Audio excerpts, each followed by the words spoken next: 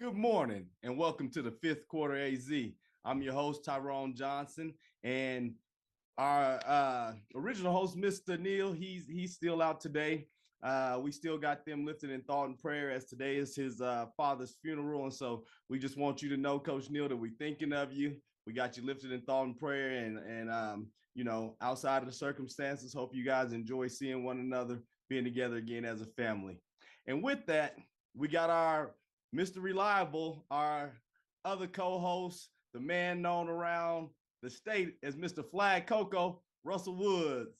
How you doing this morning? I'm doing fantastic, my friend. It's always good to see you. I hope you're surviving the first snowfall of the year. Hey, you see I bundled up a little bit today, you know what I mean? Because even though we didn't get a lot of snow, that temperature was in the teens, so it was cold. Hey, if it's in the teens for you, it's about 40 degrees down here in Phoenix. I got my hoodie going on too. That's gonna be our high today. So, Yeah. and then you see I done the cap. That's just since we got a special guest on today, I thought I'd show y'all what I look like in kind of a baseball cap attire. Yeah. Yeah, I heard that there's $1 million Powerball ticket floating around Flagstaff somewhere. Oh, let me check my tickets then. I ain't checked. I didn't hear that. I might look. I might not have to do the show no more after I check my tickets. Well, what when I did a podcast a few years ago, I used to ask the kids, if you just had $1 million to spend on your community, what would you do with it? That's a great question. Here in Flagstaff, $1 million after the taxes, I might be able to get a home free and clear, and that's still a fixer upper. So $1 million don't quite go as far as it did back, when you were small and you're like, oh, $1 million. Get you a house and a cup of coffee. That's about it. That's right. That's right. Yep. This was first week of tryouts. First week of winter sports and tryouts this week. So we've been busy with that. I know some of the other schools have been busy with that. Last night, though, Flagstaff volleyball kept hope alive, went down and defeated the 7th seed, and they're moving on in the state playoffs. 5 tough sets, but yeah, they're going to play the number 2 team in the state next week, Gilbert North. Okay.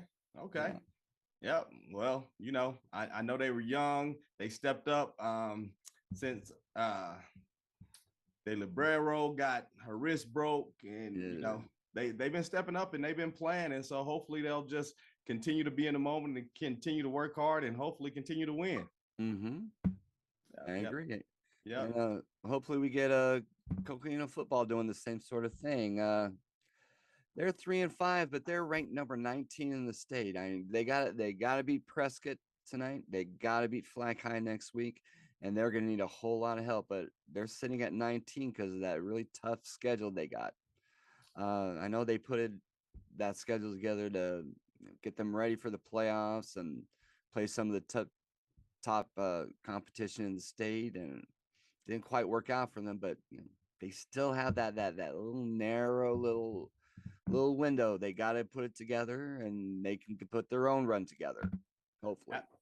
No, absolutely. I mean, finish the season strong, give yourself a chance. Do everything in your power. So if they do everything in their power, then they can hope for the rest. But if they don't handle their business and do everything in their power by winning these games, then obviously you can forget about it. Exactly. Yeah.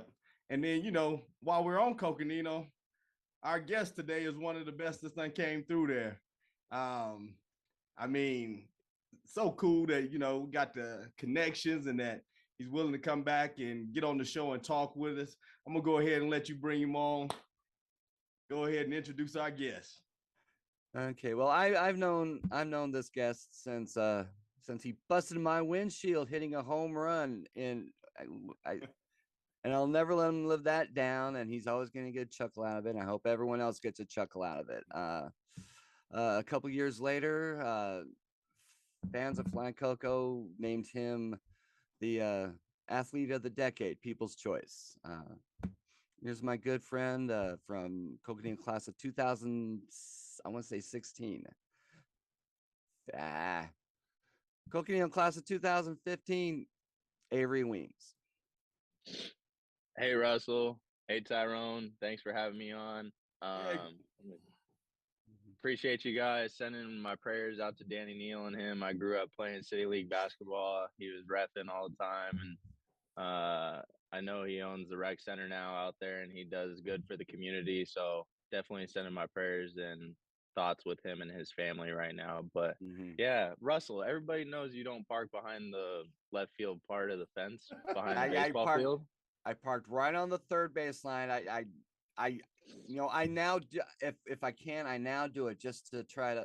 I keep saying, you bust my windshield, you're going to be playing in the junior college World Series, or you're going to be playing minor league baseball, or you may make the majors one day.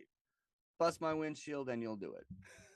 I'm 1 for 1. I'm 100. I'm batting 1,000 on this. So that's the criteria, huh? Be able to bust your window and then you're a bust prospect. my windshield. You'll be playing baseball for a living.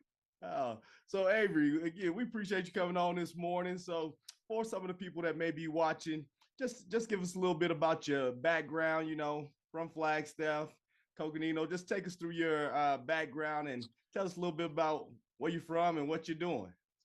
Yeah, so I was born and raised in Flagstaff, Arizona. My family was born and raised in Flagstaff, Arizona. So I grew up there my entire life, playing Little League there, playing city basketball, playing NJB. I played against your son, played against a lot of great talent growing up there. And so I went to Little League, and then originally I was going to go to Coconino. Like, I got Coconino blood through and through. Both parents went to Coconino. So I was going to go there, but my dad got a new job down in Phoenix, working at the Palo Verde power plant going into my freshman year. So we ended up moving down to Phoenix in the Goodyear area. I went to Millennium for about 3 years, freshman through junior year. Had some really good years there, played varsity level, played against some good competition down here. We ended up getting a new coach my junior year, and me and him quite didn't see eye to eye. So I thought the best move for me was to move back up for my senior year, play with the boys that I grew up with, so that I at least enjoyed my senior year, and whatever happened, happened. And that was probably one of the best decisions that I ever made. So I moved up there, and then that's where I met Coach Vandervalk, who's still one of the best coaches that I've ever played for. And I still talk to him to this day and still work with him on a lot of things. But I met him and got to play with my old boys that I grew up playing Little League with. That's also where I met one of my pitching coaches for my senior year, Jake Negrete. He was playing minor league ball at the time, and he saw me throw a bullpen, and I was like raw. I had raw stuff, but he took me under his wing and wanted to work with me and stuff like that. So he put me on a throwing program my senior year, really worked with me in my bullpens, and he got me to have like the best senior year that I could possibly have. So shout out to him, and thank you. And then from there, I went to Yavapai Junior College, where I spent 2 years there. My freshman year, we ended up winning the National Junior College World Series. So that was a great experience. From there, I moved on to the University of Arizona, where didn't quite have the best 2 years. Really stressed out there.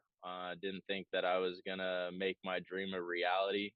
But luckily enough, there was a scout from the White Sox that had always kind of believed in me. He had saw me pitch really well in junior college, and he put my name in the draft every year, and they finally took a chance on me my senior year coming out of U of A with not the best numbers, but knew that I had good stuff and that I was a competitor. So they um, took a chance on me in 2019. I got drafted. Um, went to short season baseball in Great Falls, Montana, which let me tell you, there isn't a whole lot in Great Falls, Montana. But had an all-star campaign that year. Very grateful for that. especially after the 2 years that I had just had at Arizona where I didn't pitch well, and then going into pro ball and doing what I do best, competing, having fun, enjoying the game, loving the game, and then performing well on top of it. That was really, that was like a cherry on top to that year. And then 2020, it just kind of messed everything up for everybody, you know. Mhm. Um, but that didn't stop me. Went right back to work. Moved back up to Flagstaff because everything was pretty much closed. So made a home gym. My dad, my mom, they all helped me. We made a squat rack out of like 2x4s, and like we put cement in 5-gallon buckets so that it wouldn't move. And I'd roll those things out every day, get my squats in, get my workouts in. Um, and it was a grind, but we got it done. I was doing pull ups on like a tree branch, a big pine tree branch. I was Uh, pushing trucks. I just knew that if I wanted to get to where I wanted to be, that I had to put in the work, no matter if things were closed or whatnot. So um, I did that, and then luckily enough, at the end of the 2020, towards that year, we were able to go to Instructs. So the White Sox asked me to come to Instructs. I had a velo jump due to a trainer that I had met down here once everything kind of opened up. Me and him kind of had a conversation. We have built a great relationship, and he's now like my trainer that I go to every day. But he, one day I had tweaked my arm, and I said, "Hey, like, you got cups, right? Like, if I throw you $40, can you cut my shoulder?" He's like, "You throw me $40, like I'll train you till wherever you go." And I was like, "Say less," you know. Um, so I let him train me. We had a conversation. I told him basically the 5 things that I wanted to work on was like I wanted to get stronger. I know I'm strong, but I know I can get way stronger. I know I was like I want to throw harder. I want to stay healthy. I want to I forget what the rest that I told him. The last thing that I told him though is I said within the first like the next 1 to 2 years, like I want to give myself that opportunity to be a big leaguer or be on the path to be a big leaguer. Mhm. Um, and he's gone above and beyond for me, and he's given me that opportunity. And so hopefully within like this year, next year, that's definitely the year that I can make something happen. But so get back to the story. After 2020 Instructs, went down to Puerto Rico. One of my best friends from the White Sox organization, he's from there. So he hooked me up with a team to go play down in Puerto Rico. And I, hold on, sorry. He hooked me up with a team to go play down in Puerto Rico. Played down there for a couple months. Had some really good months down there. Played against some big leaguers, current big leaguers, former big leaguers, and pitched really well. And then that winter, I got traded to the Texas Rangers organization. So then from there, I went to High A, which was in Hickory, North Carolina.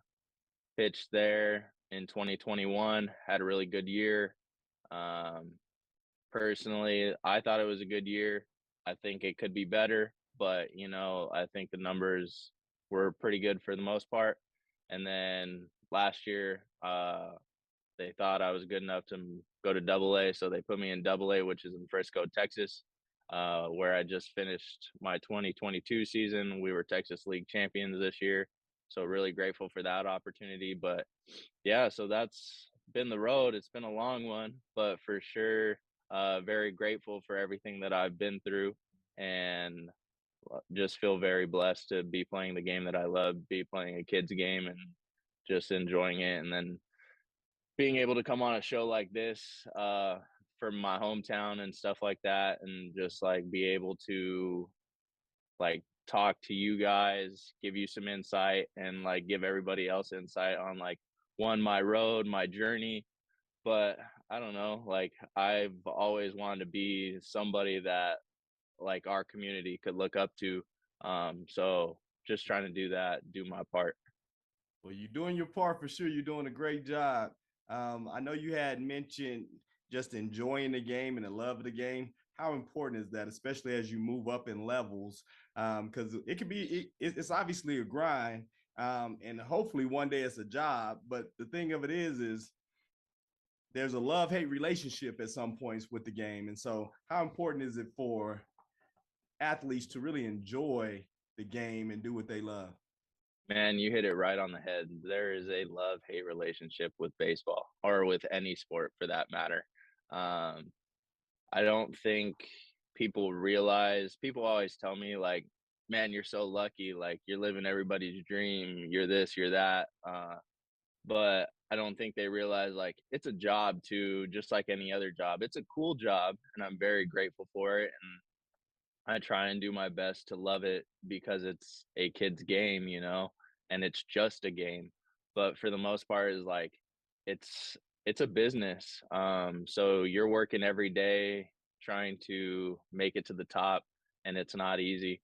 And I think like it's very easy to lose sight of like it just being a game.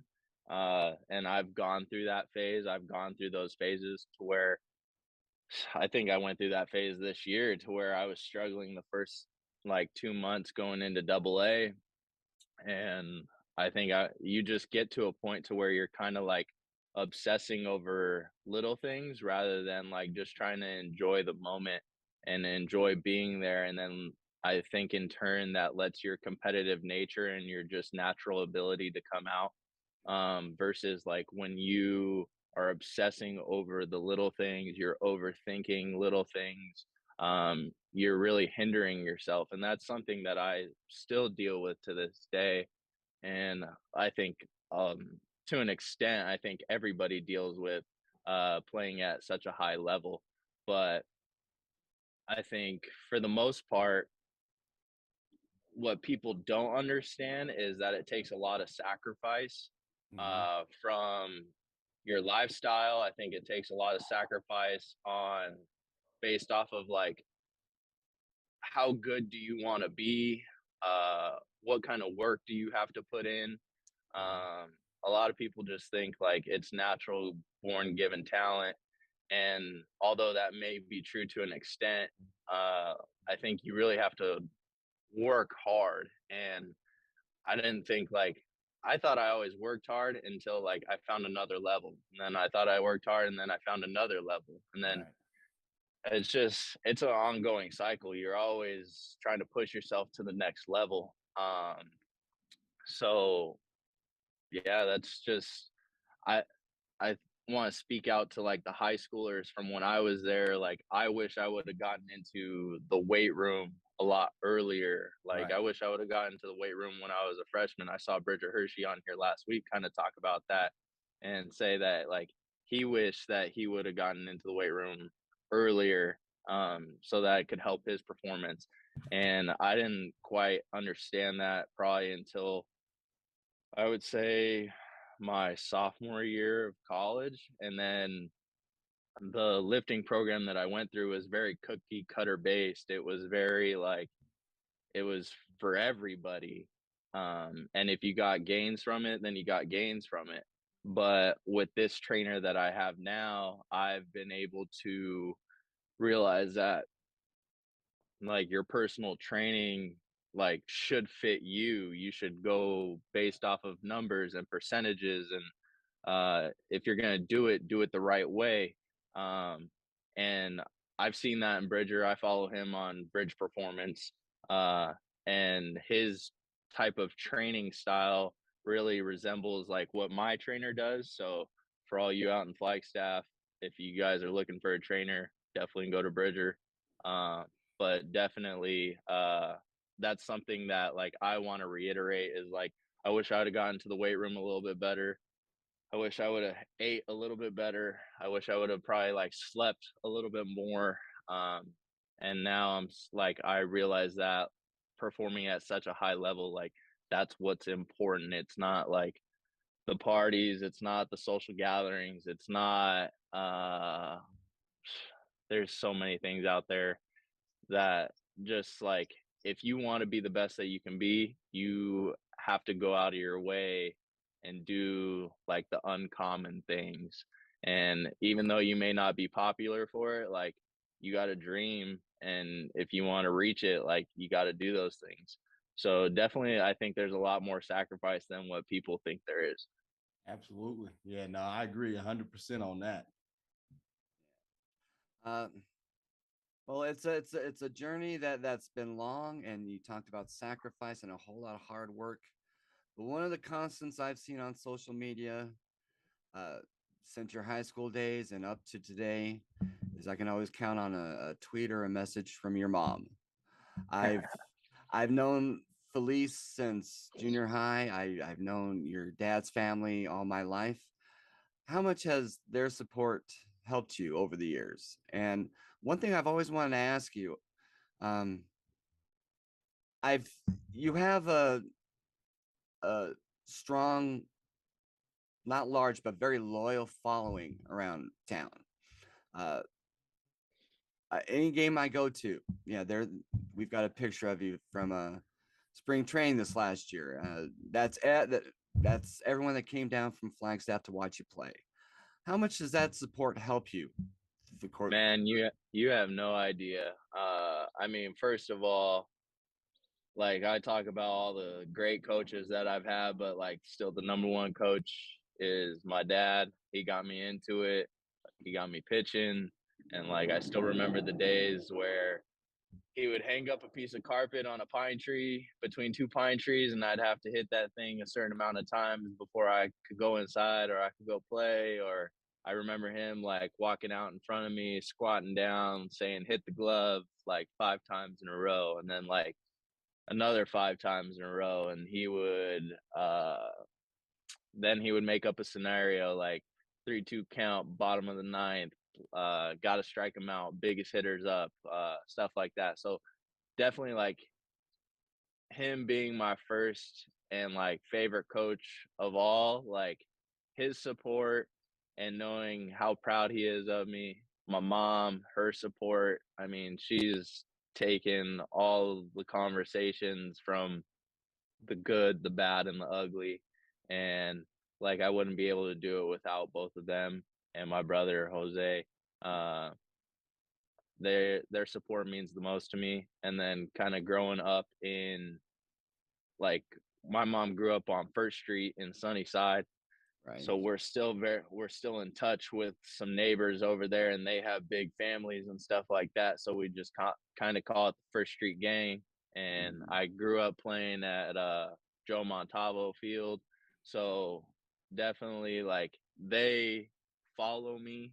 Um, they follow my mom. If anybody wants to know like what I'm up to, what I'm doing, like they just follow my mom on Facebook. My mom's always posting what I'm doing and stuff like that. But definitely like their support has been like number one overall, and like has gotten me through some of the lowest lows, and like just keeps me humble at the highest highs. But I mean, I couldn't be here without them. Yeah, that's one thing I've admired with Bridger and some of your buddies like Cristo Tabaras and Ty Fur. Since they've graduated, they've become community guys. You know, they stay in their hometown and you know they're starting businesses, and you know Ty's going to the police academy, and you know that picture was taken at the Scottsdale gig for Cristo. Remember that one? Yeah, I Uh, remember. yeah, I like seeing that, and I know that you've got a couple things going on here in the off, at least to start the off season. Um, you're doing some pitching lessons, and you're helping out with the elections. Can you tell us about that? Yeah, trying to do some pitching lessons, just put a little extra cash in my pocket, and like give back to my community. We don't get paid very well, and we don't get paid right now. So that's a way for me to just kind of make some money and give back some knowledge to younger generations that like I've acquired over my college years, whether it's mental, whether it's strength training, whether it's like just life experience, anything that they want to talk to me about, they can talk to me about. And like I'm willing to share with them and give them a little insight on like how the road is to where they want to be, and stuff like that. So it's not just pitching lessons, it's so much more than that. But definitely, like, I want to share my pitching lessons, especially I want to see more people come out of Flagstaff and be able to do the things that I want to do. I remember growing up and wanting to play professional baseball, be a big leaguer and stuff like that. And there was really nobody besides Lobstein.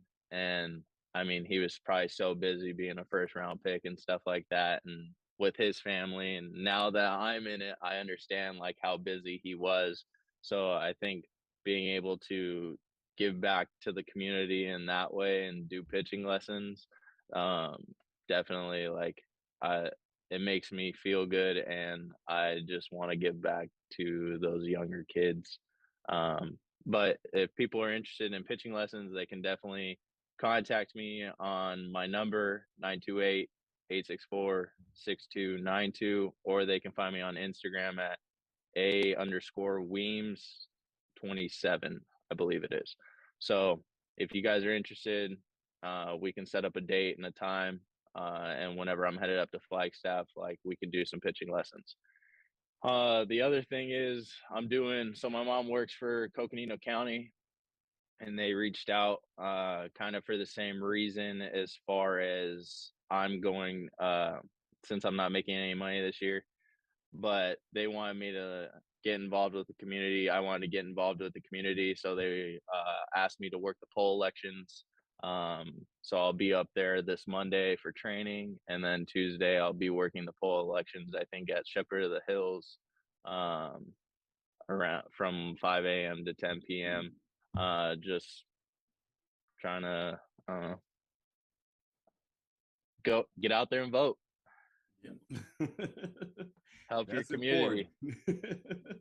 That's definitely important. I mean, whatever side you're on, I think that it's obviously important to go out there and make your voice be heard, go cast your vote. And then once the results are in, everybody live with the results, and then let's move forward as a country. So yeah, no, that's important work to go to the polling places and, encourage people to vote and to be there to help monitor the process. No, absolutely. I agree. And I mean, just like Tyrone said, no matter what side you're on, I mean, everybody has their opinions. Just get out there and vote. It's your civil duty. And I mean, that's just important. Then we'll just coexist together. Exactly. So Russell, do you have any other questions before we go into our golden nugget? Well, I could talk all day with Avery, and Avery knows I could talk with him all day. But I like to know what where you go from here with baseball. You're spending at least a couple months, at least now, in town and doing community stuff. But where do you go from here? Where do you go after Frisco? There's no saying. I won't find out until I get to spring training, at the end of spring training, and they'll tell me where to go. This year, there's a thing called the Rule of 5 draft, where it's like when guys are in a system or in minor league baseball for 5 years, which I don't think I'm in my fifth year, but since I graduated college as a senior, then it's 2 years after that.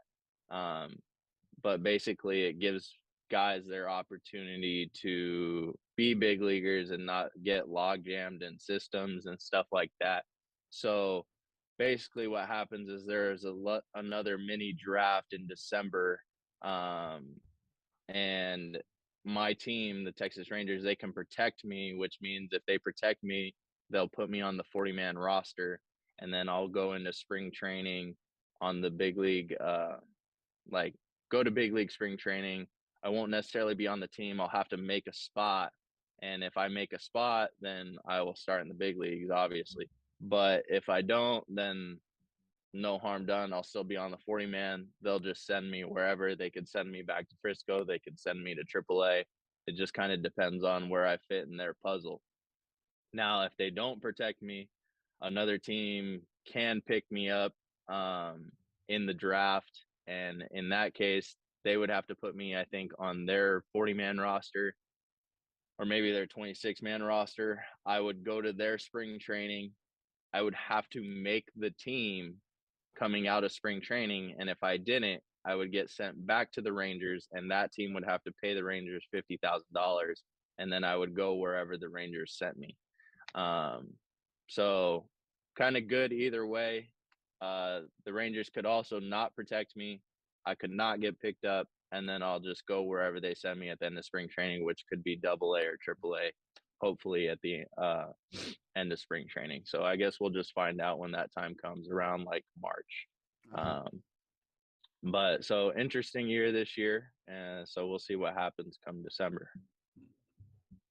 Man, well, we gonna wish you the best of luck. You know what I mean? You've been on it, you've been grinding, and so we just gonna send thoughts, prayers up with you just to push you on through so that you can make that roster and have that childhood dream come to fruition where you actually in the show doing your thing and the following can grow. You know what I mean? He mentioned you're following him from Flagstaff. We want to see that, and we want to see it grow, and we want to see you do well. So Avery, we at this point where we wrapping up the show. We have a golden nugget question to where you give advice, or depending on what the question is, you just answer it and hopefully leave us with a little bit of inspiration.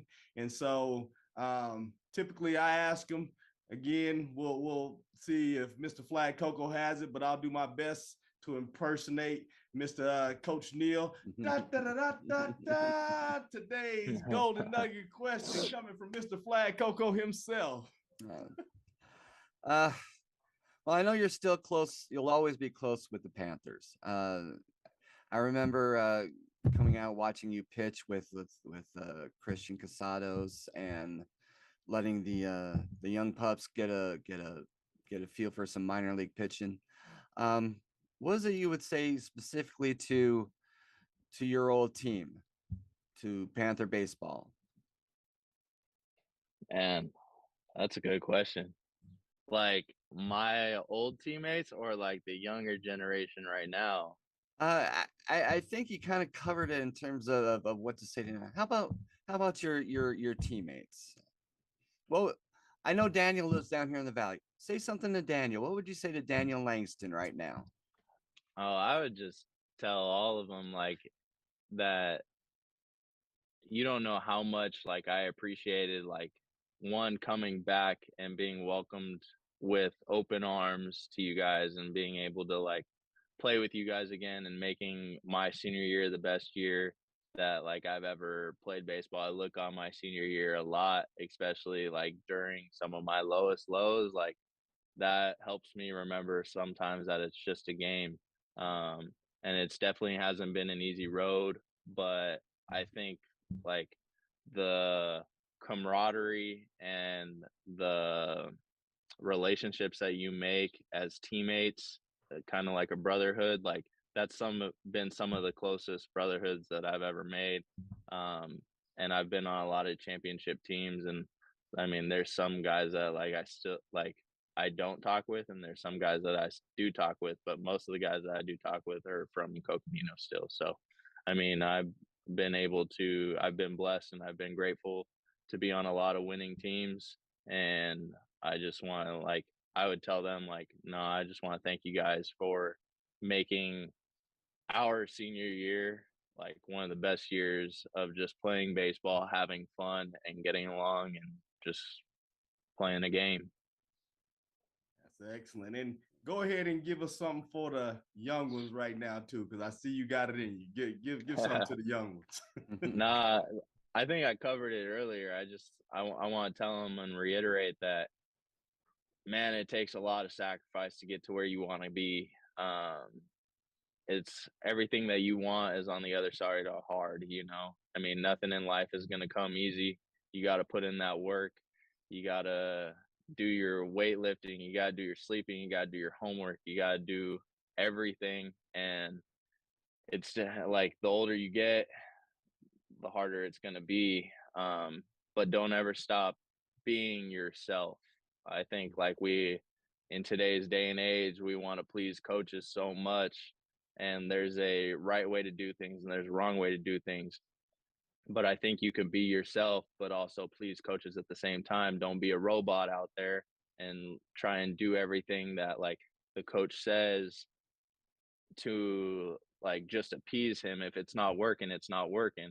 Okay, then you guys have a conversation, have those tough conversations, and meet in the middle and find out something that works. Don't be a robot. Go out there, perform, compete, love the game, and just make the sacrifices you need to make your dream come true. Don't ever let anybody tell you that like it's your dream's too big or you can't do this or you can't do that. I mean, I had a lot of people tell me that, and look where I'm at. So I think if you just go out there, believe in yourself, go out there, compete, make the sacrifices, and be able to be coachable, but also at the same time know yourself, be your best coach, and you just go out there and do what you love to do, you'll be fine. Man, that's what we're looking for right there. Golden nuggets. So definitely appreciate it. Y'all heard it right here, coming straight from yeah. I think it was I think you said flag volleyball. I wanted to wish a shout out to flag volleyball. Going to face, who is it, North Gilbert or something like that? ALA Gilbert North, yeah. Okay, I want to wish them good luck and go show Flagstaff proud. Amen. Absolutely. That's good stuff. Definitely appreciate it. Avery, man, we appreciate your time this morning. We want to wish you the best on your journey. Look, while you're in Flagstaff, even though it ain't my polling place, I may just have to go by just to say what's up. But all right. Definitely appreciate your time this morning, my man. Thanks, Tyrone. Thanks, Russell. Thanks for having me on. I appreciate it. I think this is great what you guys are doing, and I'll keep following you guys. And I'm looking forward to the second time already being on, and I haven't even finished the first one. But I want to thank you guys for having me on today. Yep. Our pleasure, man. And thank you. So, Mr. Flagcoco. Yes, sir. All right. That was a good one right there. Yeah, well, we got to get these young pups on. They like to talk about what's going on in their lives, and it makes our jobs easier to just let them roll. Well, I like that you get some from somebody such as Avery, who's been through it. And when he speaks, he's speaking from experience. And so, that's just awesome. And then he's still at that age where he's very relatable to a lot of these youth that's coming up and people that's putting in the grind. Well, he's passionate about what he does. I mean, it's easy to follow a kid like that if you see him working every day and you go to you go to his games and he's you can tell he's putting in the hard work. It's really easy to follow these kids when you know they're doing right and they're sincere and they're passionate and you pull for them with every pitch, with every shot they take, with every kill, with every kick. You want to follow them because they're putting their hearts into it. Absolutely. And like Avery said, anybody that wants to get some pitching lessons, definitely hit him up when he's here in town, or hit him up and he'll come up and work with you. I mean, I think that's just a great way, obviously, to grow in the game and to get some, professional level training. So be sure to tune in and hit him up. What you got going this weekend? It's that time. I just delivering that mail in North Phoenix. It's still political season, which means I'm going to be out delivering that mail till 10 o'clock tonight. Next week's rivalry week, I will be in town for Flagcoco on Thursday, and maybe try to catch cross country. The state championship is that Saturday, so I'm going to be busy next weekend. Yep. Well, you have yourself a great day. Be safe when you're out there at all times of night tonight. And then, we'll be catching up with you soon. Mm-hmm. Hey, for the rest of you, I don't know what y'all got to do today, but I do know one thing: you ain't got to go home, but you can't stay here. Peace.